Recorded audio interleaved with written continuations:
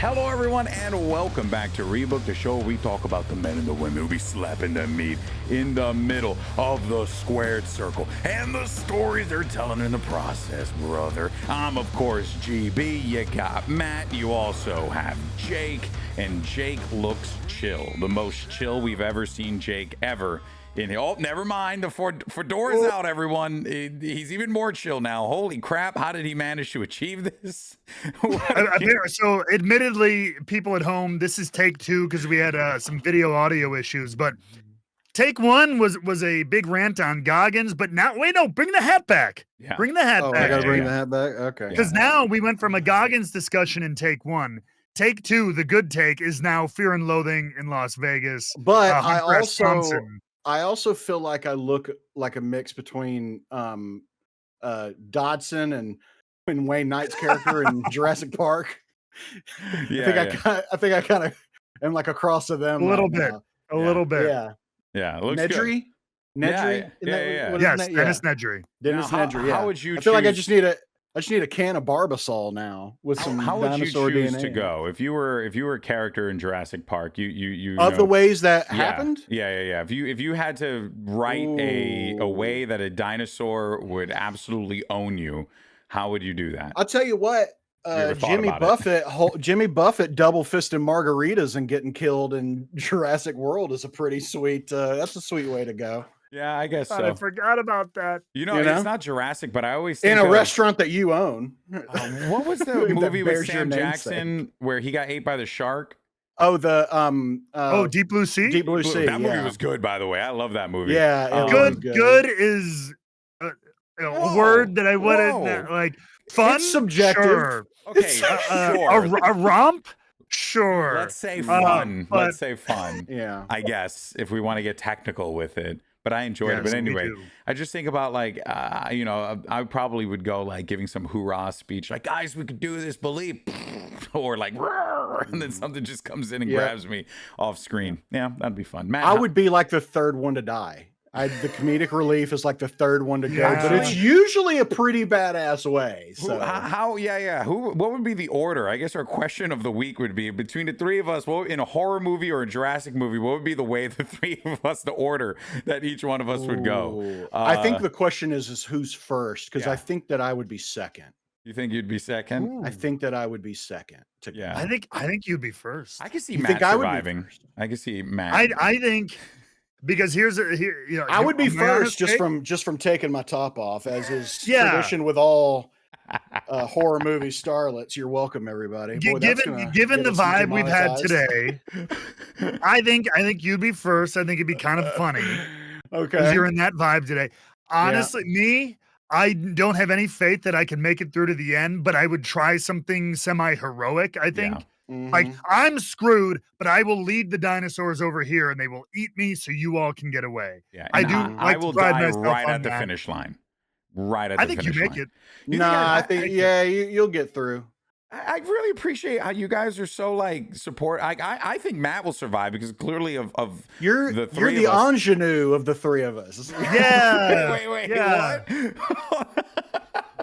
What is that? I don't know too much. You're the ingenue, the doe-eyed youngster. Yeah. Oh, you're the most baby faced. The most baby faced.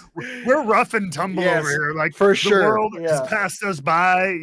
We have nothing else to give society. You need to live on. Nothing to offer. Yeah. Wait, aren't I older than you, Jake? I don't even. I don't think so. Let's not make the day worse than it is by bringing that up. Oh man. So yeah, I wanted to just take a moment real fast before we move forward, talking about everything to obviously honor a legend. This week we lost one of the, just not just an innovator, but a person who absolutely transcended what a certain genre of wrestling was in hardcore wrestling. Beyond innovation, just he symbolized it. Of course, I'm talking about Terrence Brunk, aka Sabu. I had a brief opportunity. I could have met him at WrestleMania. He was actually there at WrestleCon this past year, and I would have loved to have had an opportunity to meet him, but he had quite the line. So people were very interested to meet and see the legend. But yeah, Matt, I didn't know if you had any history with him, or you had known him, well, or people who knew him. I mean, as I have met him, because I've been on whether the conventions or in on shows with him, but like never really known him, but of course I know lots of people who do, having talked with people like Rob Van Dam. Of course, I work really closely with Tommy Dreamer now. And I even texted Dreamer the day we all found out. And it was a lot of those guys, a lot of those ECW guys were hurting. I mean, he was, I said it on social media. I mean, he was like a renegade. That's kind of a corny term, but like he pushed those boundaries, and not hardcore wrestling. It was in everybody's cup of tea, but I mean, like when you think about that style, I mean, there are few names that pop to the top of your head. I mean, you got your Foleys and your Terry Funks, maybe, especially as far as Western folk, but Sabu is right frickin' there and inspired a lot of people. Yeah. Jake, I don't know if you had anything you wanted to add, but the year was 1997. And the arena was the famous ECW arena in Philadelphia. The event, Born to be Wired. And Sabu had a barbed wire rope match with Terry Funk. Oh, yeah.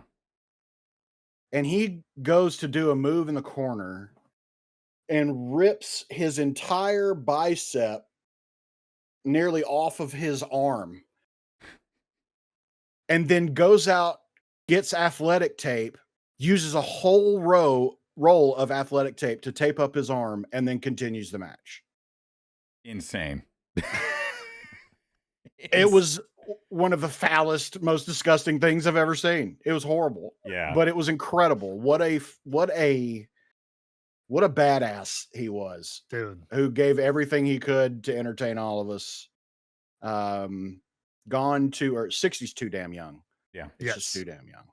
Yeah. But that's my memory of Sabu just pushing through. Yeah. Man was insane. He was incredible. He had such wild moments. I remember seeing all those ECW people show up as a kid on Monday Night Raw, having no idea what the hell was going on. And seeing this guy jump, because he was the one, right? It was him or RVD who jumped off of the Raw sign. I think it was him. I could be. Oh, yeah. I think it was him. Yeah. And he jumped over that Raw sign. And yeah, man, that was a 10 out of 10 moment. One that I will remember, because I was like, oh my God. And then from then on, I was like I was so in. But anyway, we just want to, take a second to honor Sabu, his legacy, everything he's contributed to the world of professional wrestling. And of course, condolences to his family and loved ones, and as well as, the people who knew him best. So this week we have a lot to dissect across all the different shows. And as you know, on Wednesday, we focus on AEW, because Dynamite is going to be tonight. It's going to be a big one, because it's Dynamite spring break or beach break or break beach spring. I forget, but I love spring break through beach break, carnage, maximum beaches. There it is. So that's what the episode is, beaches. But let's dive in. like the old movie. Yeah. Like the Bette Midler movie. Beaches. Yes. Yeah, beaches. What a bizarre theme. Please do it, Tony. God, please do it. I could see them pulling it off. I mean, Bette Midler's there. She's a guest referee. Dude, I mean, you got Timeless Tony Storm to do any kind of classic movie. My God, that's true. This is true. That actually would be really sick. Like a Timeless Tony Storm, Bette Midler crossover that I never thought I wanted. That's wild. All right, well, let's go ahead and run through this here, fellas. First things first, these all-star, and I put all-star man, so that's funny, but these all-star tag matches have been really, really, really, really fun. And I gotta say, I'm kind of shocked that it's so simple, but it's effective. And we are seeing some wild matches. They're getting really creative with the crane shots. I've been seeing a lot of people talk about that as well, especially those one shots that they've been doing.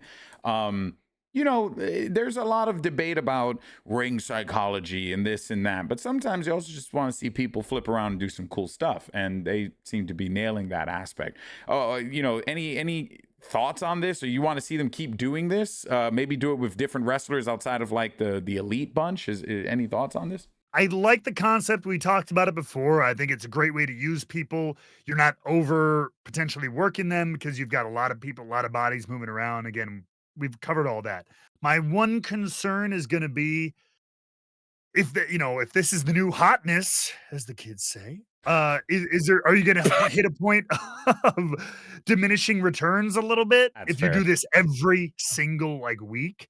Yeah. Like every 2 weeks, 2-3 weeks, something like that. I love using these semi-regularly, but if every week you have Mike Bailey and you definitely can't do it with the same people. That much is your Will Ospreays, your Mike Baileys, who are your highlight reel wrestlers, Kevin Knight, stuff like that. If it's a Ricochet, blah blah blah, then I do feel like you're gonna be a little bit oh my god, we're gonna enter AEW's Teddy Long era. Holla holla holla, make it a tag team match, brother. 8-man tag. The Undertaker. I agree with that assessment. I think the thing that I have liked about it is that it has been a good way for them to rapidly move storylines forward. I've noticed. Sure. For example, doing this has gotten the Young Bucks interacting with Swerve, interacting with Kenny, got Kenny interacting with Okada, and it got them doing the thing that you'd want them to do, which is fight and have these matches while at the same time not being overtly dependent on promos. You kind of get the crux of what's going on, Jake, right? Who hates who's going to fight what, where things are going to go. So I think in that regard, it has actually worked really well as a device for them to move stories forward. But I agree with Matt that right now it's good because the Elite are on this run and they've been winning a bunch with Ricochet. So if that's where things are going, which kind of leads into the second point, then I'm cool with that. But what are your thoughts on it, Jake? I think the biggest thing I agree with Matt is you just can't have the same people over and over again, because then it's mid 2000s Raw booked by Vince McMahon again, of where it's just we're going to open with 6-man tags and 8-man tags and 10-man tags. And it's it can just get repetitive. However, the product in the ring has been phenomenal. So it's kind of this balance of okay, well, are we getting out of it what we need, or are we just doing this also kind of as a fun exhibition thing? Let people get in the ring, have a good match. Because honestly, at the end of the day, there's nothing wrong with that either. There's nothing wrong with just putting a good match on the card. Yeah. It's just where any of this could lead story-wise. And I think it is. I think they're starting to find things, like we found with Speedball and Kevin Knight, who we'll talk about in a little bit. But so we are kind of finding these little nuggets hidden in these matches of these people will be great together. These people will be great together. Let's see what we can spin out of it. So I think it's good. I just don't think I just think we don't need to overly rely on these. And I think AEW can do that a lot as well, since they have trios titles and they have tag team titles and that kind of thing, that you just don't want it to get too overcrowded and convoluted. But as it stands, it's been really good. Yeah. I think that one of the things that I have thought about this a fair amount, because I'm I don't know if I care about the trios and the tag and do we need these multi-man belts? But then I thought actually it kind of helps, because you got Hurt Syndicate who's doing a lot of good things with the tag titles, just by them having the belts right now. The belts feel very legitimate. Go for it. Could we see MJF join and then they go after the trios titles? And Bobby and Shelton are the tag champs, and then all three of them are the trios champs. That'd be pretty badass. The idea of all these bad guy teams trying to get the trios titles off of the ops. There's something about that that is very appealing to me, where it's Young Bucks with Ricochet, the new Elite.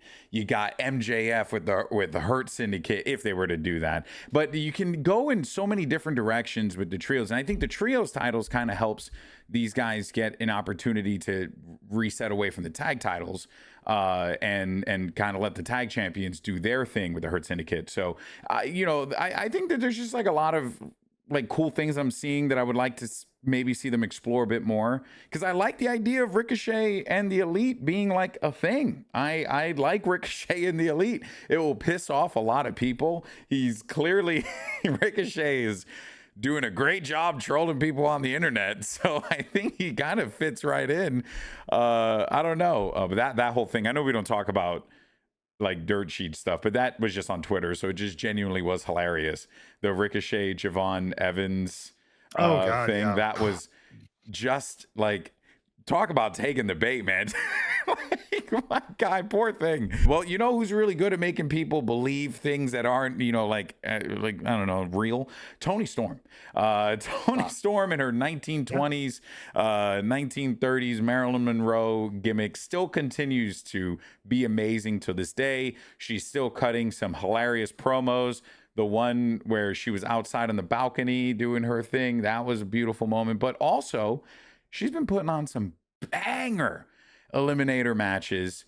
And I want to say that this, on the one end, it's like, oh, you don't really have much story here, but it's actually been pretty good because Toni, is having just these great matches, and it's giving you time as you get ready for Double or Nothing, and then obviously All In.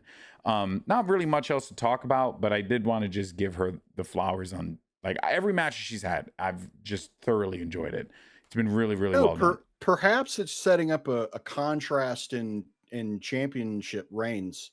Like I'm thinking it could be a thing of like, wow, look how much Toni Storm defended the AEW Women's World Title, and then someone like, I don't know, Mercedes comes in and never defends the damn thing. It's the story that we were talking about. Like. I don't know, man. Now, could be. Now I'm more on the train that Mercedes loses the TBS title before All In. Now I'm very much on this train. She didn't she lose? Yep. She lost one of her titles New Japan last week. The Strong Women's title. Yes. Jake, it's happening. Oh my God, it's happening. It's happening. I'm telling you, man. Though she wasn't pinned in the match, so she's going to use that as her. I don't give a shit. She but caught that L. That's all that matters. Yep. Doesn't have the belt anymore. And each week, it would be really cool if each week she comes out and there's one belt missing. And you're like, oh, Mercedes, what's going on? What's happening here? Oh, dude, this is great. All right, well, we'll keep eyes on that and see where that continues to go. But I think we might be onto something. Speaking of the ladies, though, we continue with Willow and Statlander, Chris Statlander. They're going to be clashing one more time. This one's been not good as far as like feuds goes. Like, it could have been better, but I guess like Willow needed to go to Japan and Chris kind of got sidelined into a title feud out of nowhere, and it was just like a lot of things that had occurred. But whenever these two wrestle, it's always good. So I think not much to dive into here. It's just going to be a good wrestling match. Keep that on your radar. Same thing with Rush and I guess he's in faction Igronoblis. God, I'm terrible. LIF. I'm terrible at that. Or LFI, whatever. Whatever it is, the acronym. Kevin Knight, Speedball Mike Bailey. They're going to be squaring with those guys. It just feels like more of an opportunity to get Kevin Knight, Speedball. Do we see tag team gold in their future, fellas? I'm actually wondering about that. I mean, wouldn't hate it. Sure. I need to see more. I want them to be an actual team. Yeah, right now it's just two guys, who are, highlight reel wrestlers, kind of, if you want to. Like, they're both new to the roster, too. I like the dynamic. I just want to see it gel more and then morph into like a real team, like double team moves, matching gear.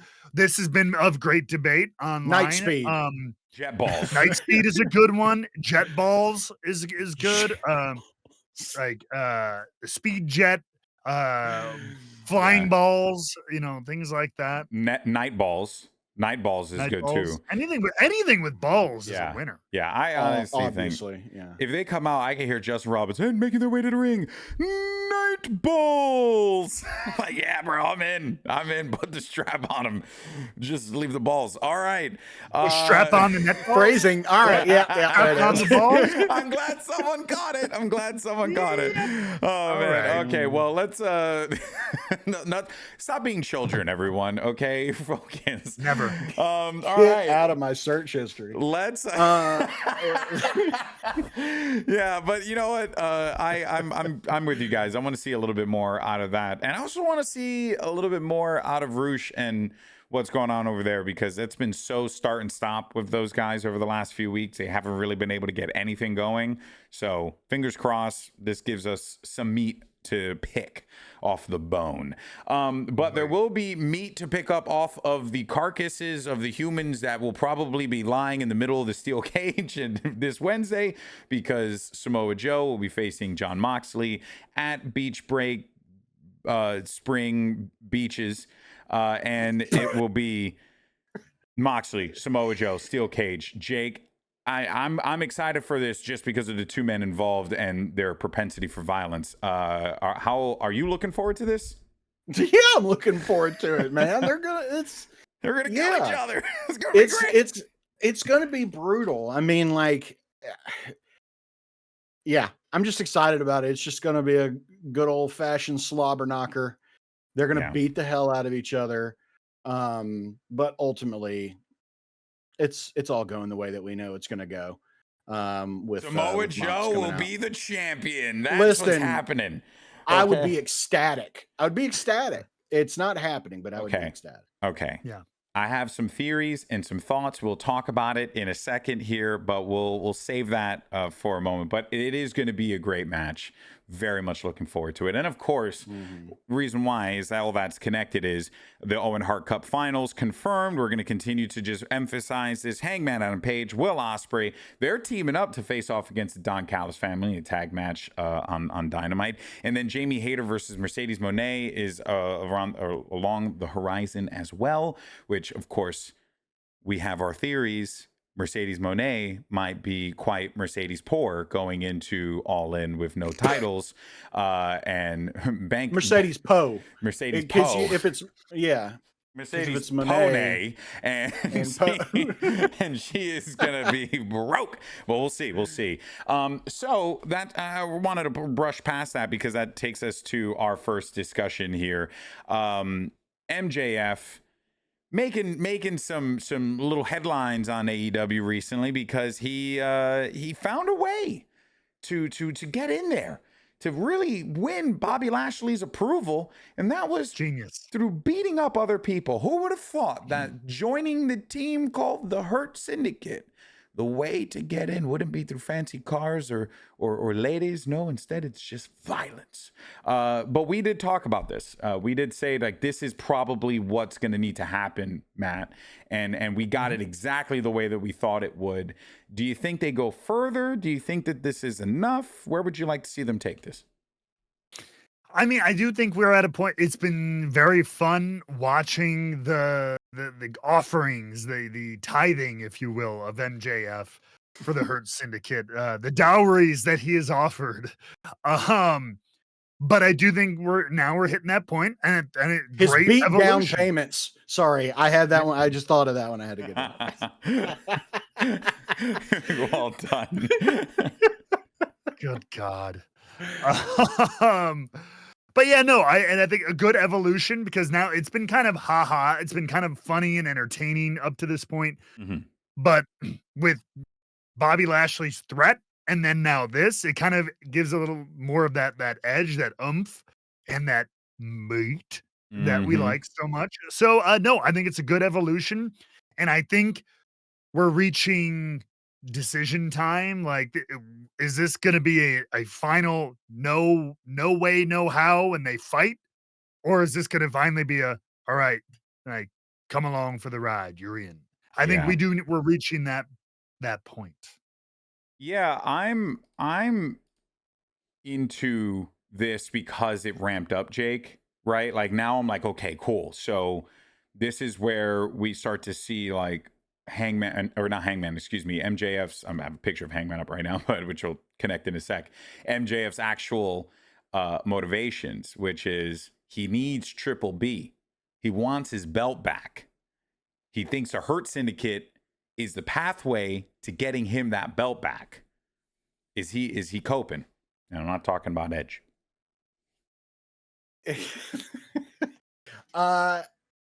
It makes, on paper, it makes sense. Of course, you know, you gotta have numbers right now. That's what's important. You want to win the title, you got to get numbers. I mean, two guys that are typically, you know, lone wolves when it comes to this, between, you know, Ospreay and Hangman, even they've realized that they have to team up. Yeah. So, and same with Hangman and Swerve. So I think everybody's kind of getting wise to what it takes to get ahead in AEW. And that is having someone watch your back. That's like in the world of wrestling, like there are few things more valuable than having someone to watch your back. And in life, kids, let that be a lesson. But, yeah, I mean, it makes 100% sense. If I was MJF, I would probably be doing the exact same thing. I think the anger that we saw this past Dynamite was more directed toward the fact that he's blown a lot of money and he just needed to take that out on somebody. And it just so happened that the Hurt Syndicate were there to witness it. And so I think it's going to play out in his benefit. But I like the idea of entry by combat. Yeah. You know, like, all right, take on Shelton. You take on Shelton, you're in. You know, and maybe he loses, but they let him in and be like, you know what? Yeah. What was the resolution? Let you in anyway. What was the resolution? I don't remember.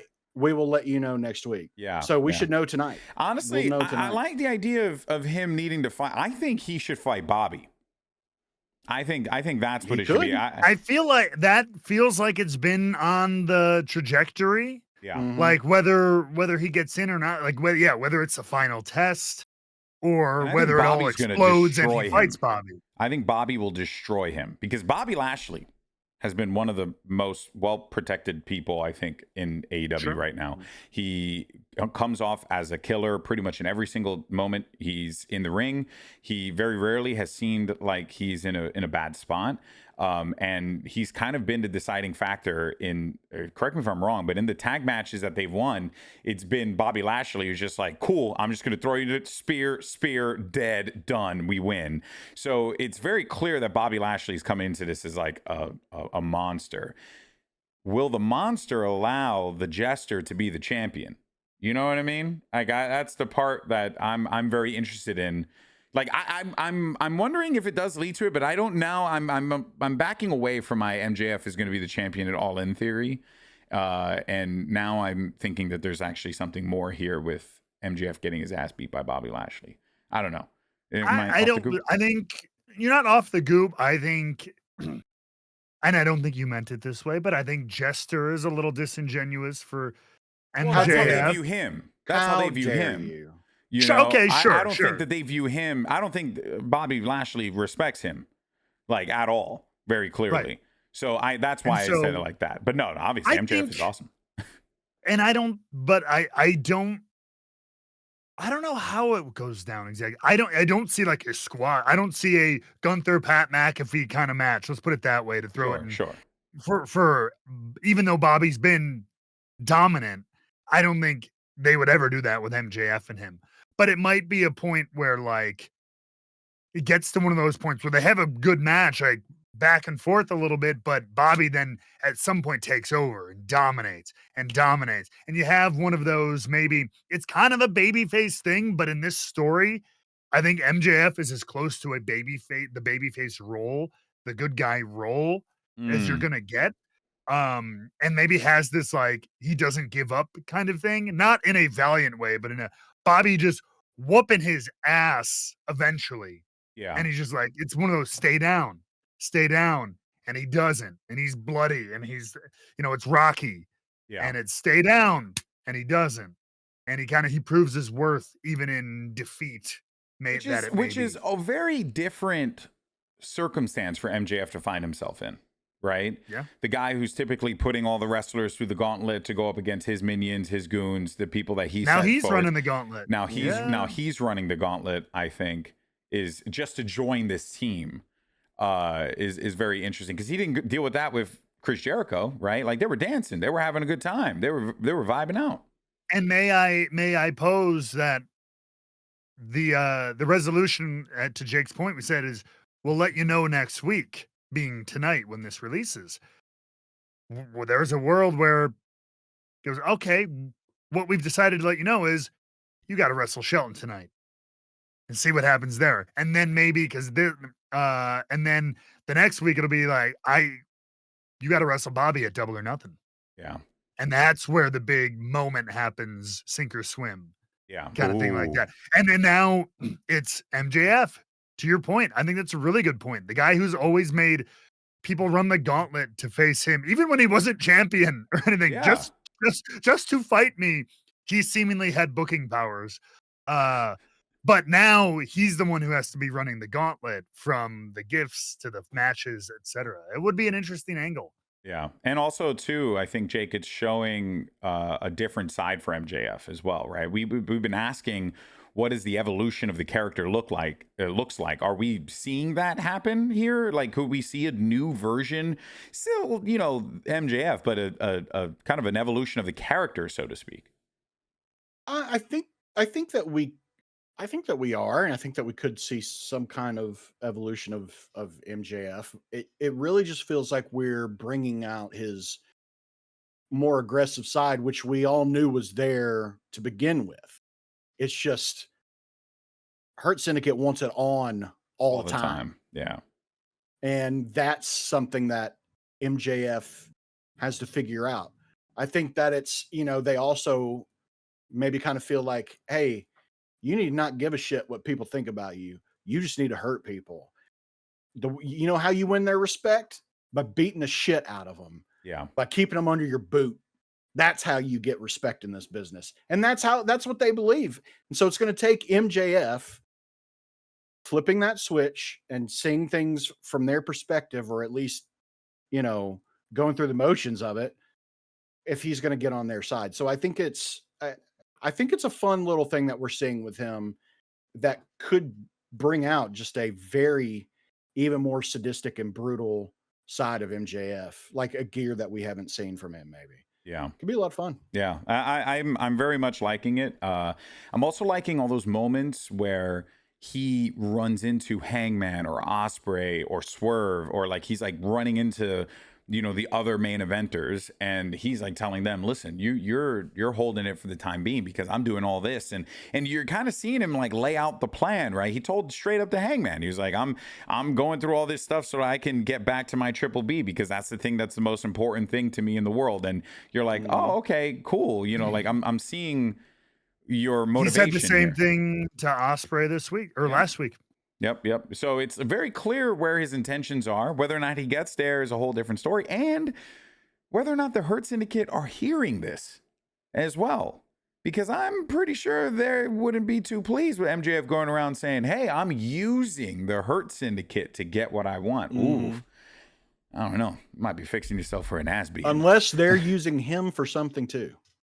Very true. Very true. What could that be? We will could be find mutually parasitic. We will. Yeah, it's quite true. It's quite true.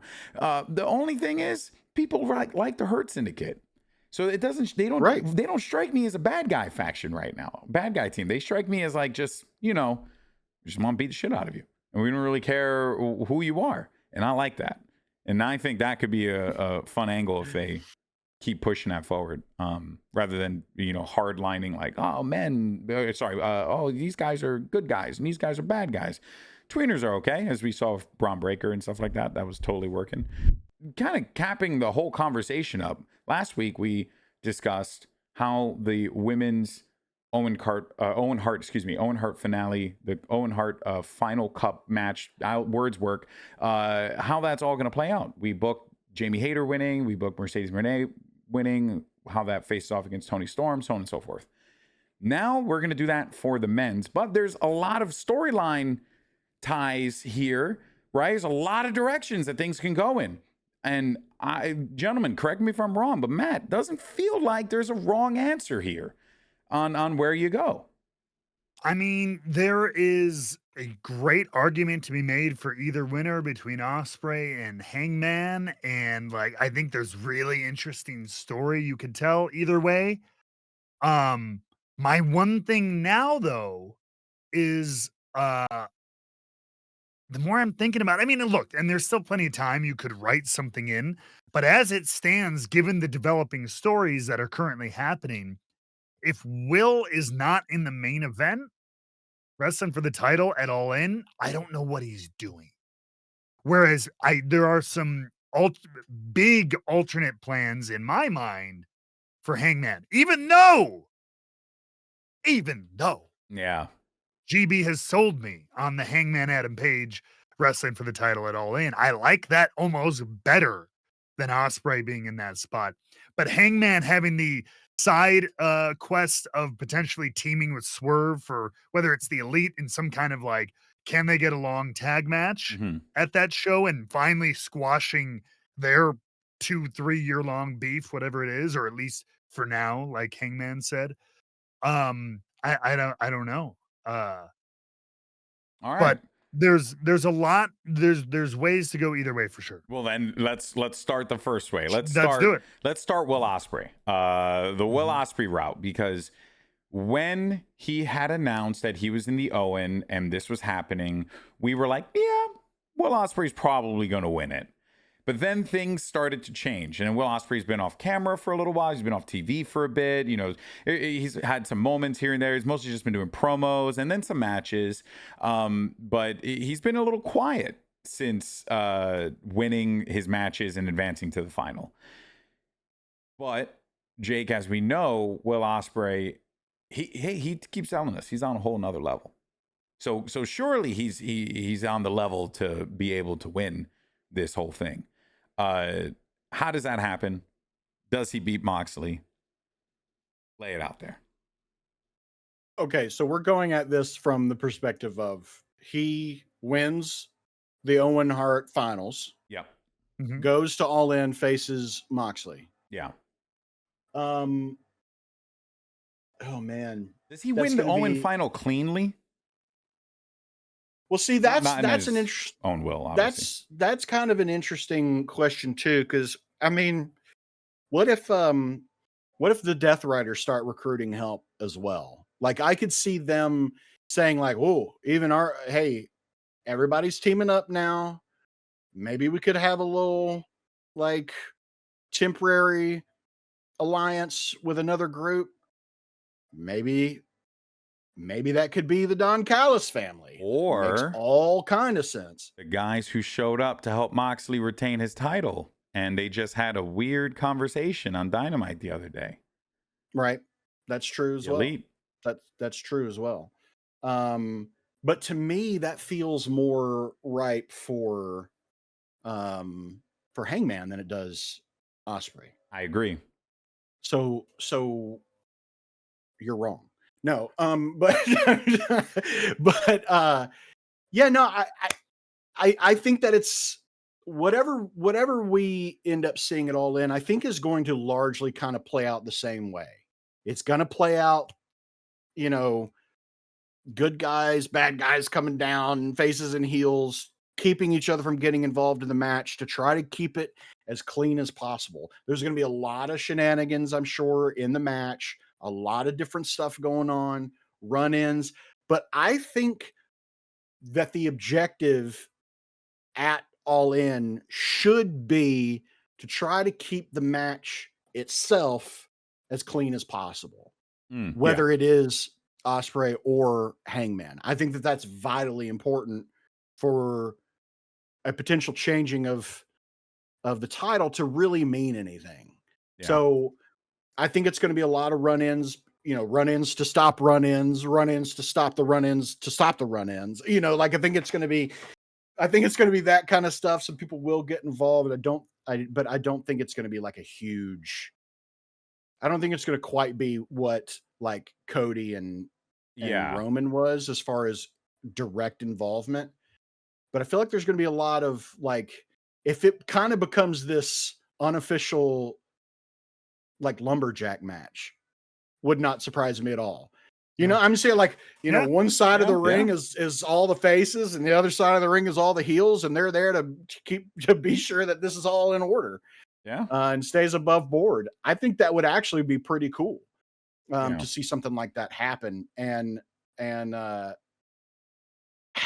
mean, and Ospreay,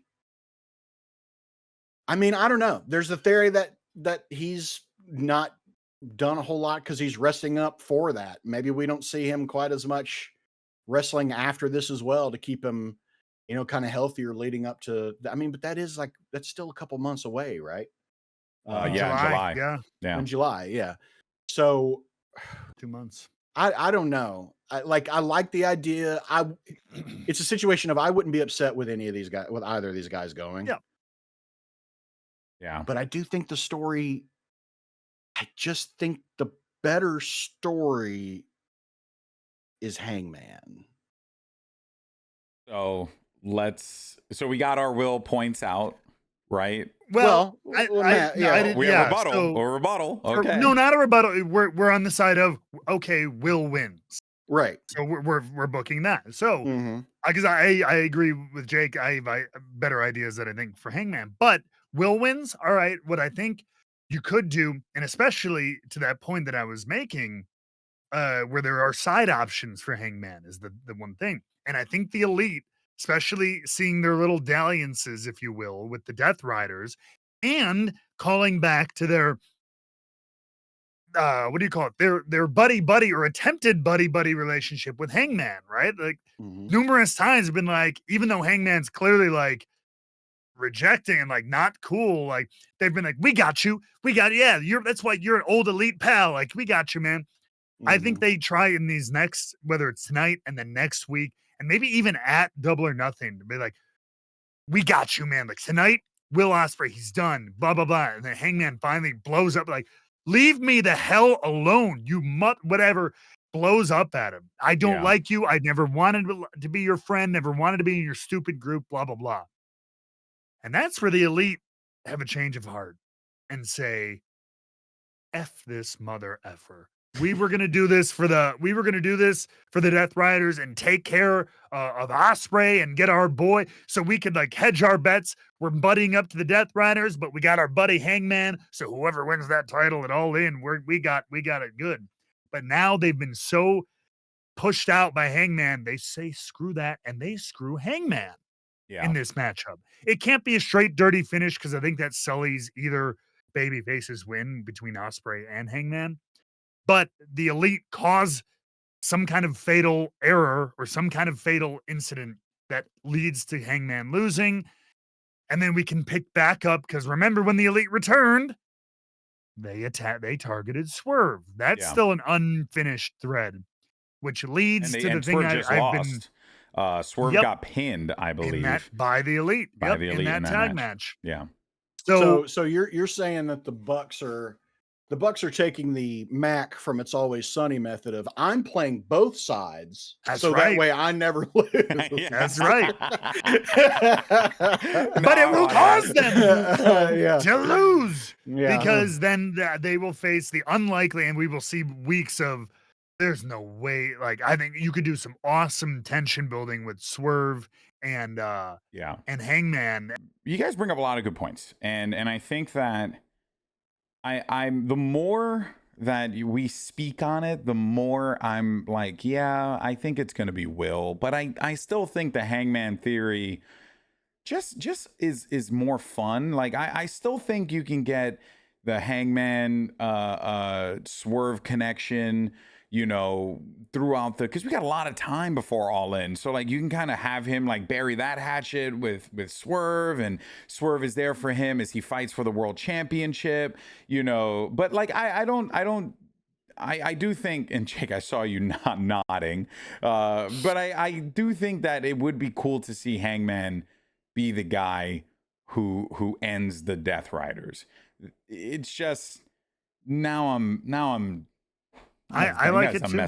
You messed me up now. No, I like it too. Yeah, because the Will Ospreay theory makes a lot of sense. it does make a lot of sense because it's like, you're right. What else does Will do? Right? What else does Will do if he doesn't win this? So I don't know if that's. Yeah, Jake. I well, don't know. I had a theory on that. Go for it. I did have a theory on that. A small one. It's ain't like I don't have much more to it other than an alternative Will Ospreay match for All In. Mm-hmm. So I mean, this never-ending Don Callis family feud for Will Ospreay. Really, when you look at it, like the last year between like Fletcher and Takeshita, and like he has not. There's been little dips where he's gotten away, but it has been all Don Callis family really all has. the time since his debut, from being in it to leaving it to fighting against it. So even though it hurts me kind of to say like, hey, we could continue that, because it just, that's what they keep showing us, right? Those are the people who keep sticking their nose in his business.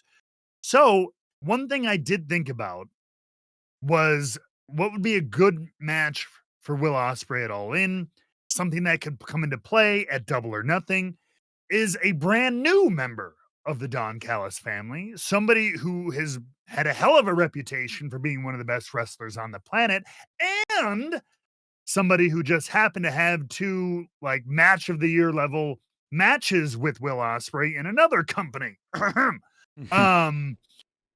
Josh Alexander. Oh, Josh Alexander is a guy who showed up like Speedball had this big triple threat for the international title match with Kenny and Ricochet.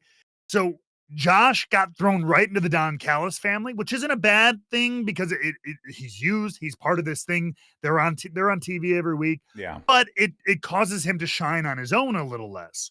So how do you establish a guy like that, especially after he's been kind of thrown right into a group? I mean, you give him a marquee feud, a marquee match, maybe on Don Callis's bidding. This is very, very loose to my point. He costs Will Double or Nothing, costs him the Owen, and you build to a Josh Alexander versus Will Ospreay at All In, where they'll have a giga banger because we've seen them do it before in TNA, and you could do it on a larger audience, larger scale there. I don't have a lot more color to fill that in, but just like that's an alternative route you could take Will in, where he'll have a hell of a match. And then you have Hangman have that finish that redemption story. And especially if you to your point, I think you could do that Young Bucks story that I was talking about in the in-between. That could be on a big Dynamite. Yeah. Dynamite Grand Beaches Slam Carnage. That'll happen undoubtedly Maximum in Beaches. June. Yeah. You know what I mean? Like, so you could resolve that there. And then, I don't know, it'd be great to see everybody. It'd be great to see everybody doubting Hangman. Yeah. I just think it's such you know what I mean? It's like such a good story. Even if Swerve, they have that tag match, they kind of squash it, like, okay, we're even. But dude, I don't think you got it in you to stand and lead this. The man you've become, I don't know, man. We're done. But like casting that doubt, like you better be sure. Like instead of like the rah-rah that you normally see a babyface get, everyone's like, I don't know. And then against all odds, he beats everyone. He just does it on his own. He doesn't need anyone. He just beats the hell out of everyone because he's Hangman Adam Page and he don't give a care. I don't know. Something about that just really. It hits way more. That's some cowboy shit. That's some John Marston shit of like, I know I've done wrong. You all are right. I'm doing this on my own. Hell or high water. Yeah. Yeehaw. And it's like a callback to when Orange Cassidy tried to do it on his own, but he just didn't have the fight in him that Hangman does. He burned a man's home down. Like he doesn't care. He almost ended Swerve Strickland's career. He put a freaking screwdriver through his cheek, didn't he? Or did some nasty shit like that. I don't know. Syringe. Yeah, it was a syringe. It was disgusting. Like, I mean, I'm sorry, do that again, Matt. A what? No. Well, that's where he stuck it. You're not wrong. Oh, can't wait for that clip. All right. I mean, yeah, it's Hangman's just the more interesting story. It is like, it's not like, because quite frankly, he's the more interesting character. Will Ospreay really has shown not much of any kind of weaknesses. Yeah. In anything. He's always I'm the best in the world, bruv. I'm gonna kick everyone's ass or whatever. Like he's just I'm the best. It's another level. I show people this is where people come to wrestle, bro. Like I get that, and that's awesome. I love your Will Ospreay. But like Hangman being the guy who says, like Matt said, I know what I've done, and I'm not asking anybody for help. But him being the kind of man that people want to help anyway, that's an interesting story, especially with the trajectory that he's been on, where he's come from and where he's going. Will's come here and been great the whole time. And I know that sounds like a weird thing to knock him on. I just want to see some more complexity from him as a character. And that's what I think is missing. So many better post-match feuds for Hangman as world champion now that his character is so much more established. Go for it, Matt. Sorry. And no, but I mentioned it in our Discord last week when it happened. But when they had that promo between Hangman and Ospreay, Ospreay hits him with that line, and Ospreay's a big old baby face. But he hit him with the line, this is not about your redemption. It's about my ascension. And if there's ever been a more supervillain line ever uttered in a ring, exactly. That's some Ozymandias shit right there. I'm just this is about me rising above everyone, not your petty little, very sympathetic redemption story, you pathetic worm. That. I'm like, and so it had me thinking, I don't see it. And I don't think I see it at all in, but I'm like, there's a Will Ospreay heel run in there for sure. So here's the only thing that I'm holding on to hope when it comes to because you asked a question, if not this, what does Will Ospreay do? And I think that's the story, right? If Will Ospreay doesn't win this, then what is Will Ospreay, right? Well, who is he? What is he looking to accomplish here? If he can't win the big one, then if he can't win the qualifier to compete for the big one, then how could he expect to win the big one, right? And that is a really awesome angle for a potential heel turn where he's asking himself that question. He's like, when I was the most successful is when I had people rolling with me, when I had my United Empire, when I have those guys, doing my dirty work. And granted, I don't think you're going to do a United Empire run here, but I do like the idea of Will Ospreay becoming a little bit more of this big boss type guy because he's legit and can do it, but maybe needs that oomph. And on the flip side to that, Hangman just has so much more that he can do with the belt as a babyface, which is not a thing that you would hear a lot, but there's just so much groundwork that has been laid out for Hangman. He's got a feud. He's got obviously a match with Swerve along the horizon because they're going to have to run that back one more time if he's champion. You got a potential bad guy, Will Ospreay. You have a Kyle Fletcher who's very pissed off because Hangman was the one who thwarted his rise to the top, right? Then on top of that, you still have Death Riders, still have John Moxley, still have him in the picture there, and then you also have the Elite who are also going to be problems for him too.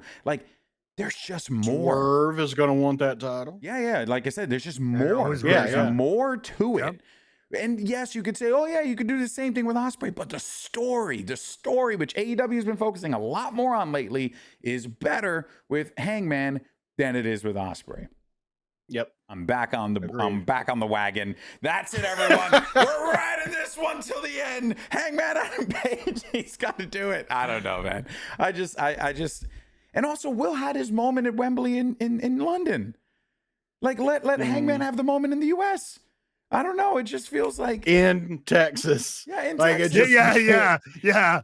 True. To be fair, didn't Will have a moment at both All-Ins? Yes. Didn't he beat Jericho at the first one? Yeah. And then won his title back at the other one, the MJF. Yeah. So he's had those. That's true. I mean, God, we're in Texas. You got to do cowboy shit. Do we really need to have Will Ospreay win an All-In again? Like an all-in main or all-in big matchup again? Like, you can have him win again, but does he need to, like, I don't know. Maybe he's all-in Taker. I don't know. Could be. That's his mania. Right? Streak. It could be, yeah. You know, I don't know. There's so much, though. This has been undoubtedly the best build for me. I'm liking everything that we're seeing, but this can go sour. Why? Yeah. Because there's a lot of time between now and then. There's a lot of time. So, a lot of plays to fumble the ball. Exactly. Like, it's good. A lot of time to build something good, but there's a lot of moments to fumble.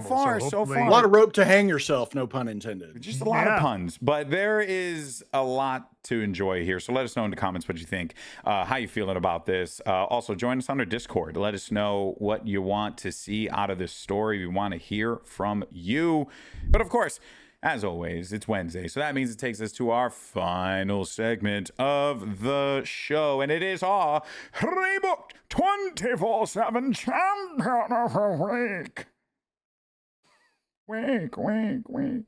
It's, of course, a segment where we award the made-up championship that we love just as much as the 24/7 championship is made up, to be fair, for the person, place, or thing that brought us joy, that brought us happiness this week, that we happen to like quite a bit. So why don't we go ahead and, anyone want to go first? Anyone have any choices that they have been saving that they want to share with the world?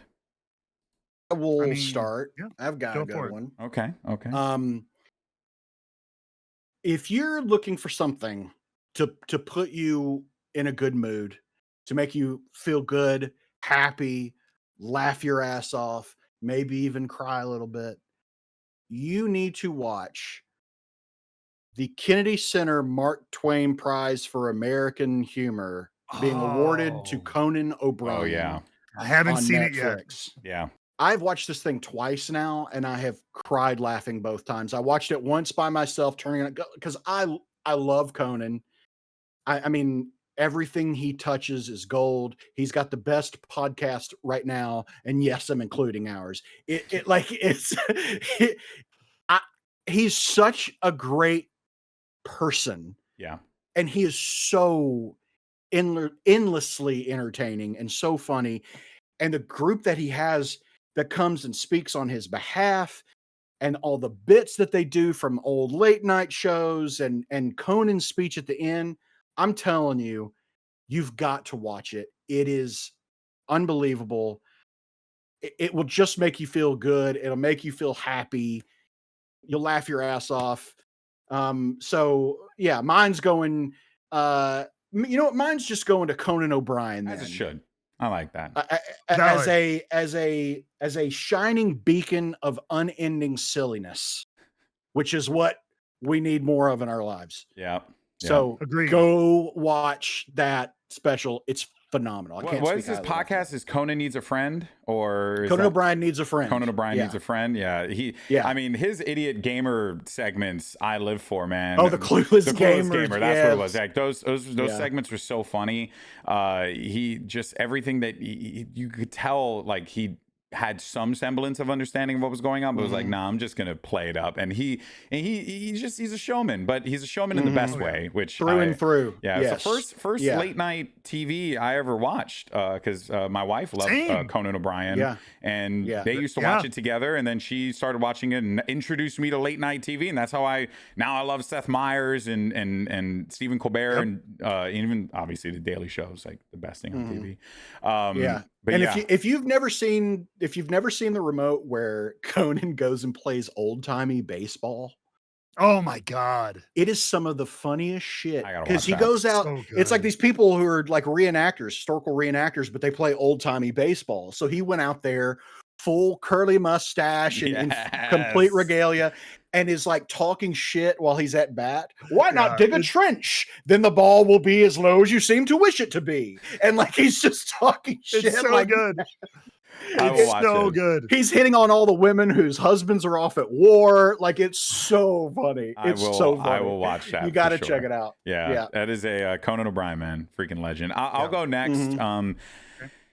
So I have been utterly engrossed, consumed, taken over by a video game.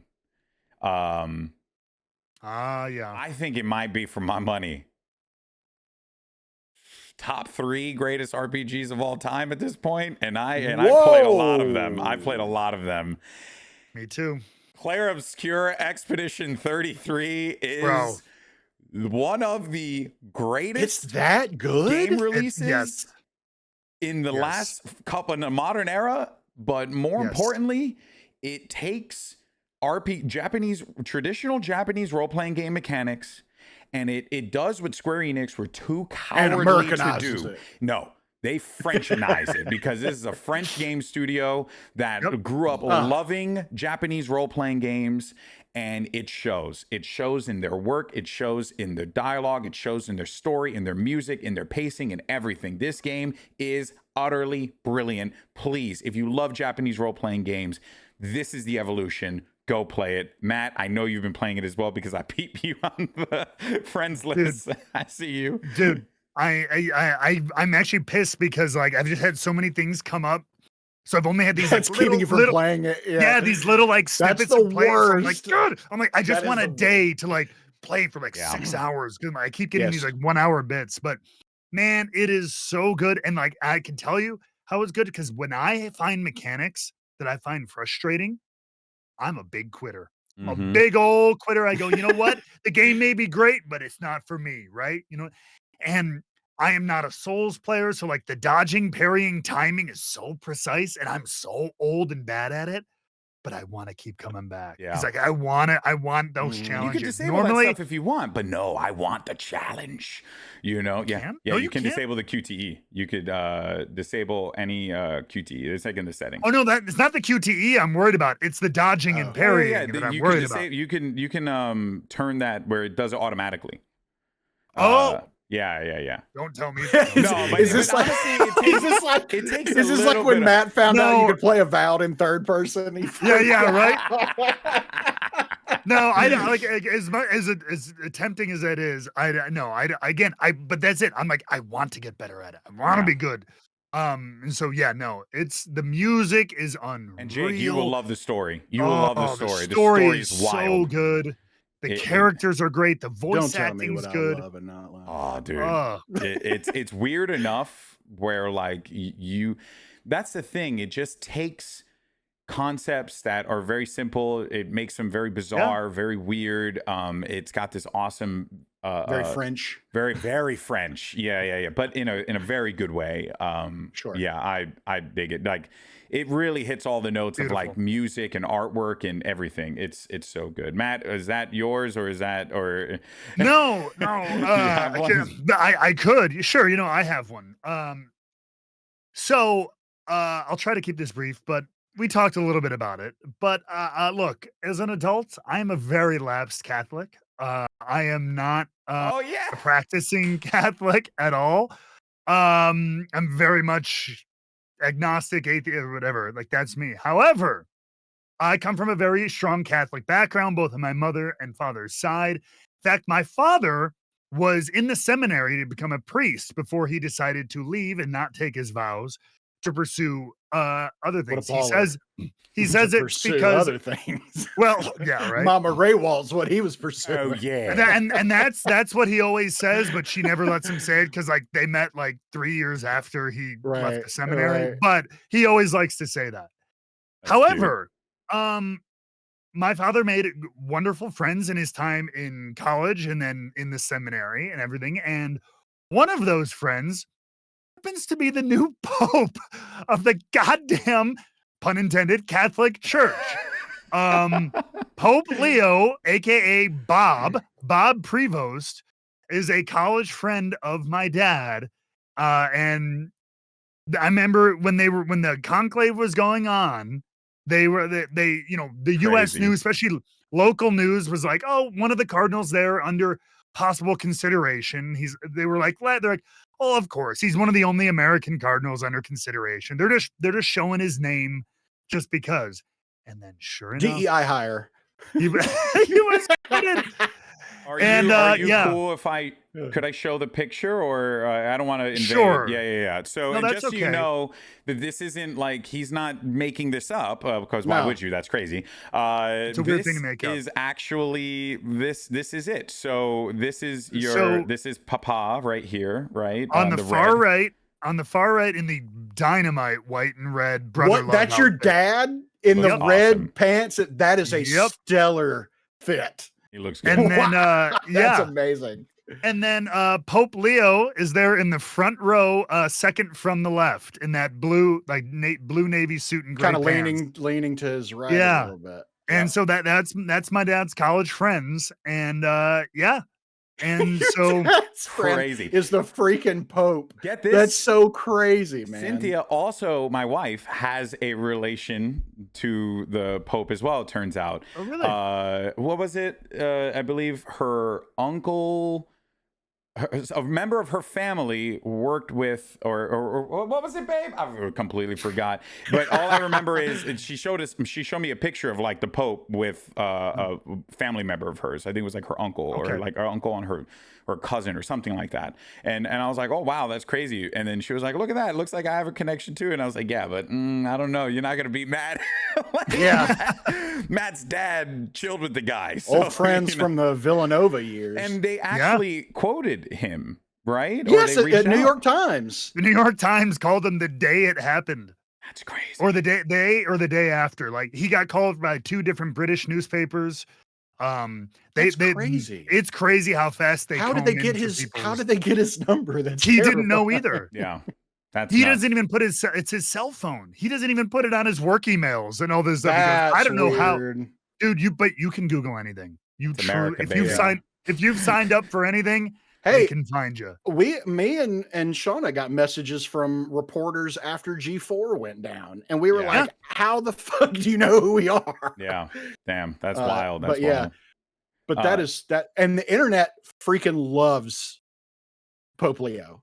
Oh, they love the Chicago memes memes are unreal. Are so great. But like, them just talking about, like, my favorite is seeing the crossover into the sports world where they're like, we just found footage of the Pope at the 2005 World Series where the White Sox won. And it's like, that's him right there. And it's crazy to see a Pope at a baseball game. It is. Yeah.